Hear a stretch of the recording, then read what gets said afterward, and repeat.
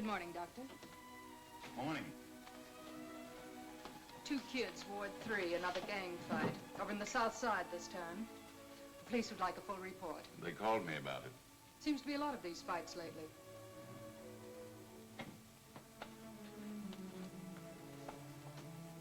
Another gang fight. 2 kids hurt. Peter Zenwitz, 18. Stab wound in lower abdomen, right. Fracture of left radius. No infection. Condition satisfactory. Thomas Gregory, 18. Fractured ribs, lower left. Perforated lung, left. No infection. Condition satisfactory. That is, the laboratory found no infection. Nothing that showed up under a microscope or in a test tube. Nothing you could fight with a drug or serum.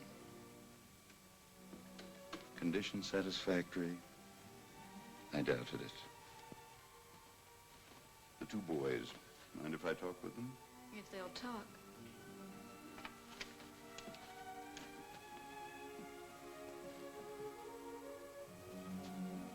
How are you feeling? Okay. My name's Nordoff.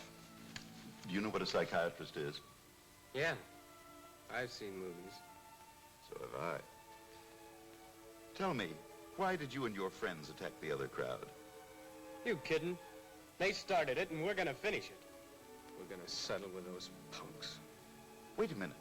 The police report says that you and your friends went to Peter Zenwitz's house and started the fight. I'm Peter Zenwitz. Oh, I see. And we didn't start the fight, they did. Everyone makes mistakes. I made the common mistake of judging by appearances. Everyone, even a psychiatrist, makes snap judgments sometimes. Often, it's final judgment. Passing sentence for a crime that was never committed.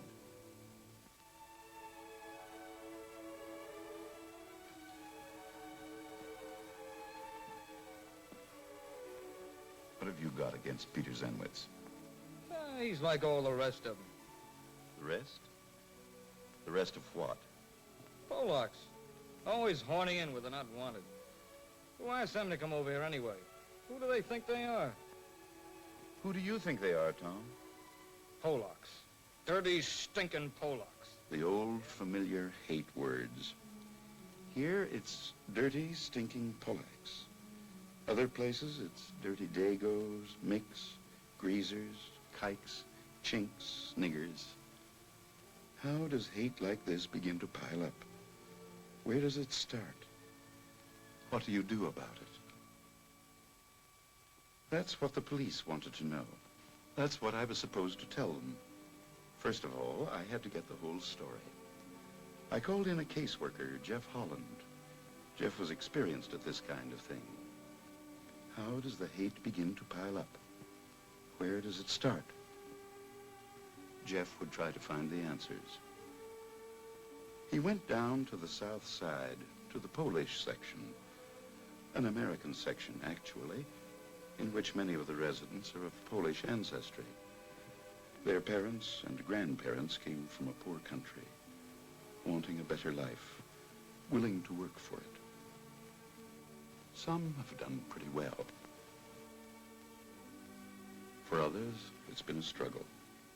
Different customs, different backgrounds, but the same human needs and wants. Above all, the desire to belong, not to be an outsider, which is sometimes a struggle in itself. It's hard to understand why you have to get kicked around for having a different sounding name, for speaking with a different accent. You want to know how it happens? Well, I ask you how it happens. Why those kids make trouble for us, those hoodlums? The police, what do? Why don't they stop it? Papa, he's not from the police. He comes only to ask us why. We are trying to stop it, but I've got to have your help. These things just don't happen. There's always a reason for it. Tell me, do you know the Gregorys? Oh, I know them all right. Gregory is bardzo biedni. Proszę, tatuś, bądź cicho. What Papa means, we don't really know them. We know only about them. They don't, how should I say it, bother with our neighborhood. It's hard to explain. There are some people that way. Jeff learned a little from the Zenwitz family. He hoped to learn more from the Gregorys, just a few blocks away from the Polish section. A modest house on a street of modest houses, like countless other houses on countless other streets. A neighborhood of people who go to church, read the newspapers, listen to the radio, have their friends in now and then. People who lead a quiet, orderly life. They're taking good care of him. There's nothing he needs. He will be all right, won't he? I mean, he'll get well all right? He'll be all right. Don't worry. But I must know more about what happened. Oh, for the life of me, I just don't know. We can't figure it out. It's terrible. I hate to think what the neighbors must be saying. Was there bad feeling between the two boys? Not as far as I know. Of course, Tom is quiet. He doesn't say much. No, that's because I've always made him toe the line. It's the way I was brought up, and, well, that's the way we've tried to raise Tom. You know, I've just been to see the Zenwitzes. Can't pay much attention to what they say. You know what they're like. What do you mean? What they're like? They're Polacks. Oh? Now, I'm not trying to excuse Tom, but, well, you know what troublemakers they can be. Oh, that's silly. Why, they're no better and no worse than Laura. Mother, you don't even know them. You've never let yourself know them. I do. Peter's a friend of mine. Why, I know lots of Polish kids. They're not our kind. They're a different sort of people entirely. Is that bad? My hair's longer than yours. Should I cut it off? That will be enough out of you, young lady. What are they, wild animals or something? Laura, you heard your father. Laura has heard her father for many years. But Laura, it seems, has learned to do her own thinking. She has her own ideas. She has confidence in herself and what she believes. She doesn't need to step all over people in order to build herself up. Harold Gregory does, as Jeff found out. Like everyone, he wants to get ahead, have people look up to him. He always wanted praise, even as a child. Instead, he got discipline and punishment. In his job, he's standing still. Others always seem to get the prizes he wants. 15 years at the same desk, a bookkeeper for a steel company. Quiet, unobtrusive, fairly competent. A few small raises, but no promotions. Why? Favoritism? Dirty politics? Why else are the Polacks moving in and moving up? Gregory has his own answer. It's because they're so aggressive, because they're so tricky and unscrupulous. Some of them down at the mill make almost as much as he does. How come? Fine way to treat an American. If at first you don't succeed, blame somebody else. The Polacks, the hunkies, the foreigners. They're stupid and dirty, but they're smart and tricky. They're lazy, but they're too ambitious. They're anything he wants them to be.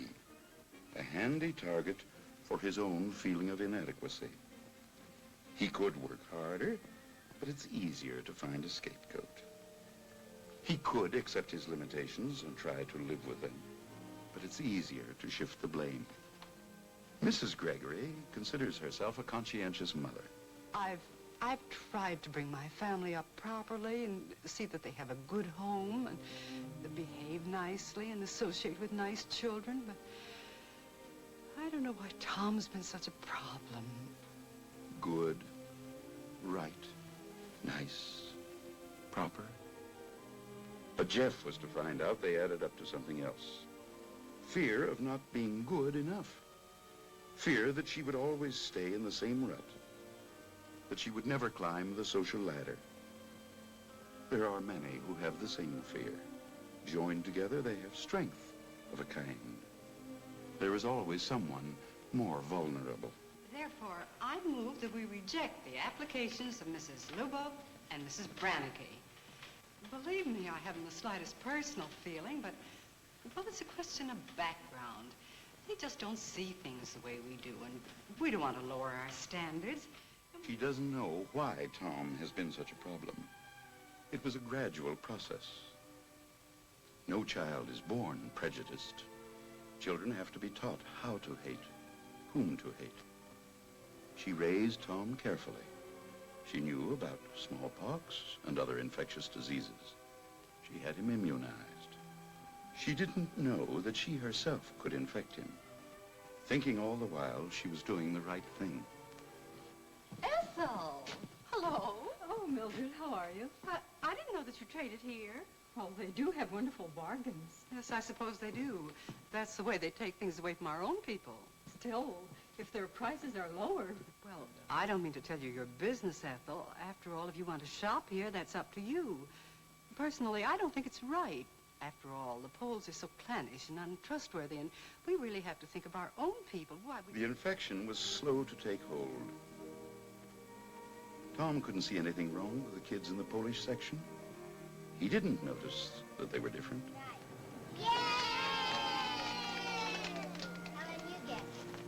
What are you doing here? Oh, but Mom, didn't I tell you to stay in your own backyard? What are you doing over here? I told you that you weren't to play with those children. I told you that you were to stay in your own backyard. Tommy, you're a bad boy. You're a very bad boy. You do as you're told, understand? Stay away from those Polacks. They're no good. No good. Why no good? Never mind why. Don't ask questions. Do as you're told. The little man at the office becomes the big man at home. The voice of authority. Authority wielded 1,000 times, darkening the years that should be filled with sunshine. Home becomes a place of rules and regulations, of too much discipline and not enough love.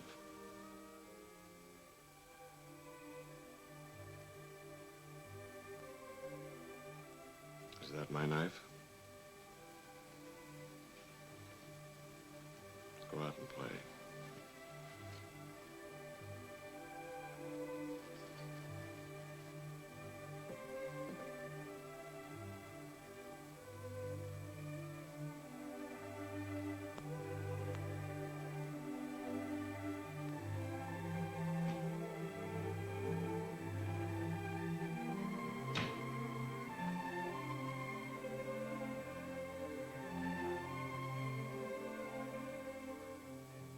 It takes time, but the pattern develops.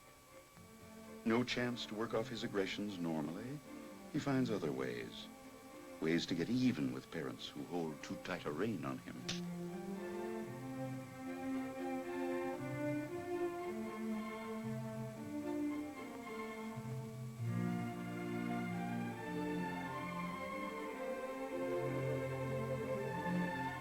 A problem child at the age of 11.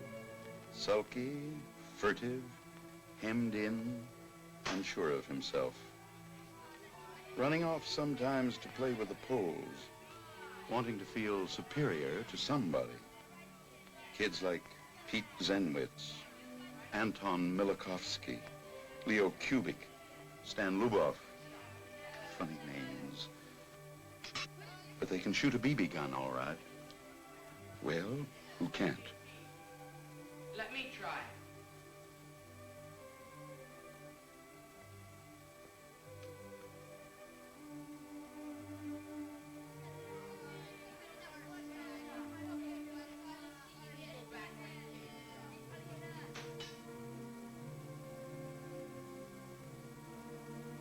I'm better than the dumb Polacks any day in the week.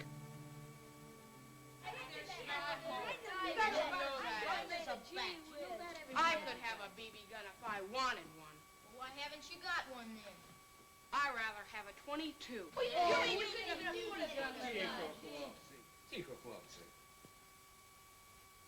he say? He said shut up. Tatuś, bądź cicho. Would you like maybe some pierogi? Pierogi? Oh, may we have one, please? Oh, geez. Oh, thank you. Oh, Thank boy. you. This is good, huh? I love it. Mm. Good cooking. Mm. Mm. It's good cooking.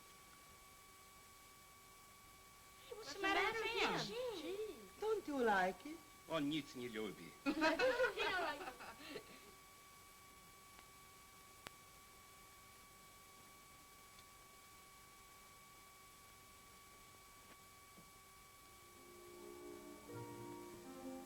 Strange food, strange ways, strange people, different, foreign.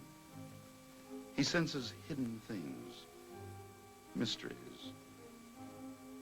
A different kind of church where they speak a strange language, Latin. Strange, different, therefore bad, dangerous. Hey! Why don't you go home where you belong?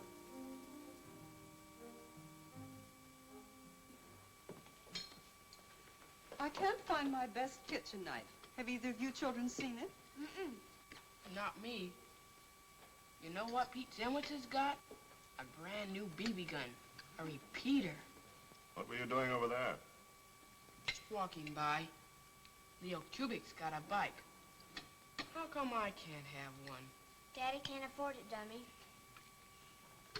I'll decide what I can afford. Where do the Polacks get all their money? It's not nice to call them Polacks. Maybe I can get you a bike next year. Next year? Gee. That's enough. Now eat your dinner and keep quiet.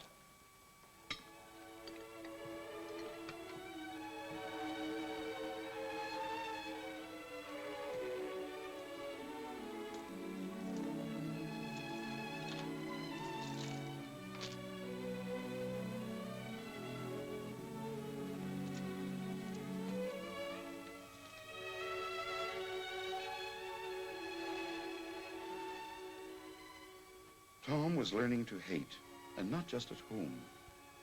There were others who contributed their share. There was Miss Barnett, never really interested in teaching, frustrated, unloved, resenting her drab life, and taking it out on the kids. Peter Zenwitz? Stand up. What do you mean disrupting the class? I was only gonna ask him. Don't backtalk, young man. If you hope to amount to anything, you'll drop those shiftless Polish habits and attend to business. Do you understand that? Do you understand me, Peter Zenwitz? Yes. Yes, what? Yes, ma'am.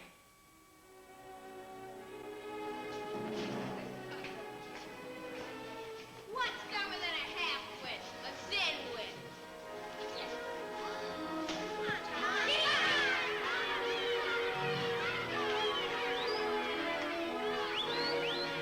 So gangs develop, insiders against outsiders.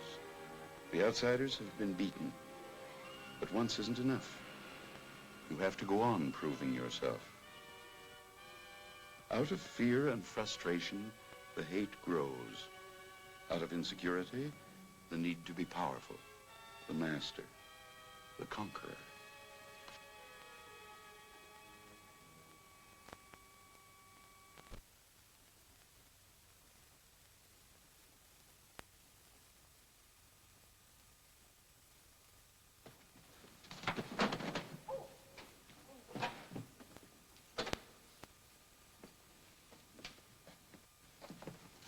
You kids cut out this fooling around. Laura, go on downstairs and help your mother with breakfast. Yes, Father, dear. You're too old for this kid stuff, Tom. Now, I don't want any more of it. Yes, sir.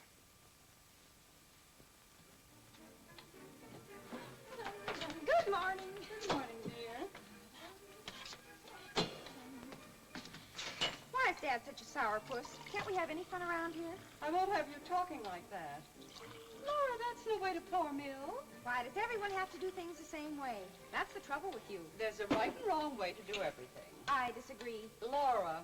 Besides, I like my way best. I won't speak to you again, young lady. Is that a promise? Laura gets away with it.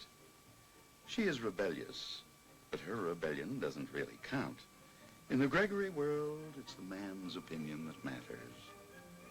But Laura's not having it that way. She has set a course, her own course, and she intends to follow it. She studies hard, does her own thinking. There is room in her mind for as many opinions as there are different kinds of people. No one is going to tell her how to choose her own friends. Well, I'll call you tonight. Bye. Hey, Laura. Oh, hi. Hi. Going my way? Oh, depends. You going my way? Then I'm going yours. Good. About the party tonight, Laura. Do you think you can come? Well, you know, I'm terribly busy these days. Oh. Got a date?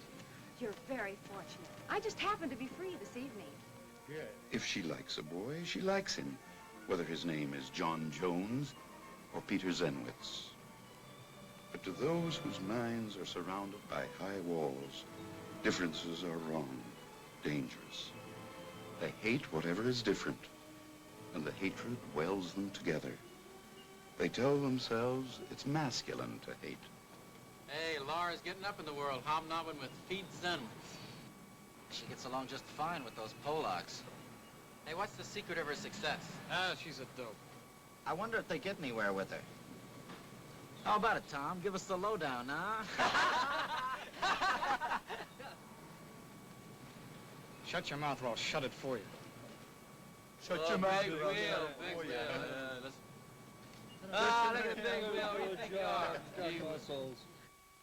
Now, once more, I'm going to ask you, how long have you been playing around with Zenwitz? I'm not playing around with him. How many times do I have to... Peter's having a party tonight. He asked me to come, that's all. Darling, there are lots of nice boys. Well, what's wrong with Peter? He's a Polak. He's a Polak. That settles everything as far as you're concerned. Listen, I don't want any sister of mine running around with He's a every dirty... bit as good as you are. Laura. You better watch out what you're saying, young lady. Now, I don't want to hear any more about it. Go and call him up and tell him you're not going, and that's final. But... Final.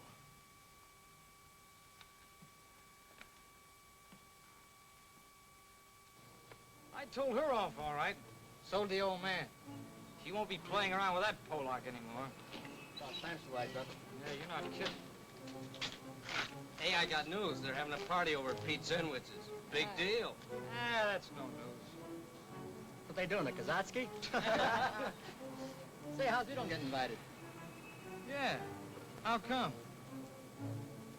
See, I feel like having some fun tonight.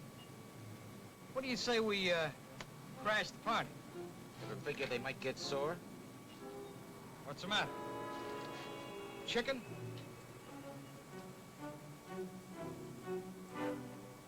Who's chicken? I'll crash any party I want. Now you're one of us. Let's go, boys. Pick up those things in the bottom, boys. Yeah, Jimmy. Got everything? Well, let's go. Come on, take off. Here we go, Bo. Remind, start.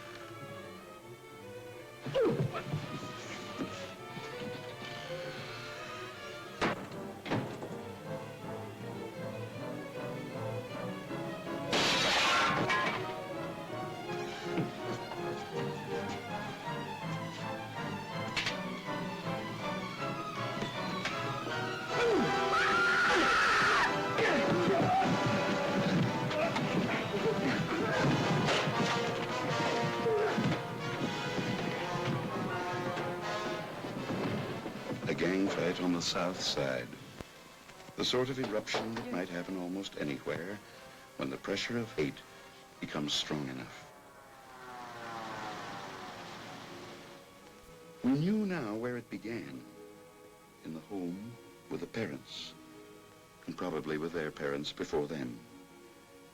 We knew the source and how it developed, but there remained another, bigger question to be answered.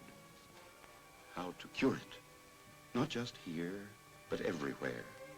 For prejudice is a disease, a communicable disease. It shows up in many places. takes many forms. Yet few of us recognize the symptoms in ourselves. Often it requires testing oneself, like testing eyesight. Is my vision distorted? Do certain names frighten or anger me? Certain colors, faces, accents, certain religions? If so, then I too am infected. A menace to everyone around me, my own worst enemy. For make no mistake about it, prejudice is a crippling disease. But no one is born with this disease. No one is born prejudiced. He has to be taught how to hate, whom to hate. It begins in the home, transmitted from parent to child. It spreads because it's contagious. It feeds on frustration and insecurity, on a feeling of social inferiority, on the thwarted need for love, on stifled aggressions. It can turn into hate and violence. Prejudice can be cured by recognizing it in ourselves and fighting it. But how much wiser and easier to immunize against it from the very beginning, providing love and security for the infant and the growing child. A chance to let off steam by making things and destroying them if he wants. Not wholesale destruction, but a chance to get rid of aggressions harmlessly. The chance to learn that we're not all alike, but that being different in itself is not dangerous or wrong. Putting everyone's talents to good use. Playgrounds, free to everyone. Decent sanitary housing for every family. An equal chance to earn a living. Healthy competition, a chance to work off excess energy and hostility. All of these help make us immune to prejudice. And why not? By immunizing ourselves, we no longer fear smallpox, diphtheria, and many other diseases. Why not do the same with the disease of prejudice? This is our hope, our real hope for the future.